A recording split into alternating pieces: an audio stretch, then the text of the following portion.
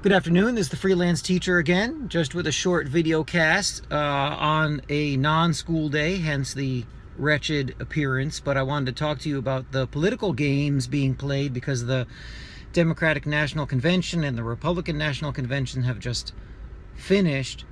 And I wanted to talk to you, as I usually do, talk to you as a young person, right? I mean, I talk to basically 14 and 15-year-olds most of the day.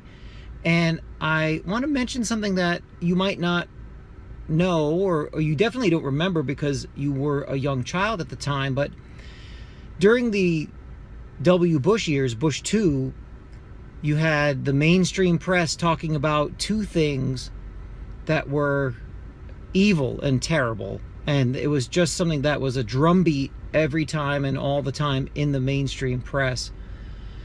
And the two of the large things were the idea of an imperial presidency. And what they meant was that you had George H.W. Bush in the early 90s, and now you had his son coming in as president. And this is not a monarchy. We're not having kings and queens. We're talking about a republic, and this imperial idea of the family having a right to rule was seen justifiably as something bad. That's not how the United States is supposed to be.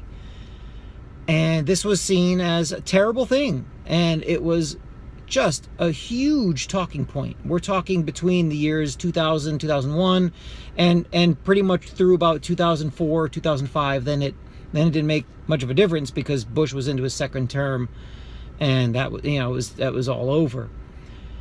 So the imperial presidency was a big deal. The other big deal was the influence of the large banks and money in politics. And the people on the, let's say, so-called left, the Democrats, you have to put that in quotes, they were against the idea of large money in politics. And the large banks, the Goldman Sachs, Merrill Lynch, are the huge investment banks, JPM Chase, involved in the political game. And this was seen as, and I think they have a point, the power of money in politics is wretched and it can really skew the representation of the people. So now you have Hillary Clinton on the Democratic side, who's taken more money than any candidate, including Trump. Trump has not taken a lot of donor money, but Hillary Clinton's taken huge money.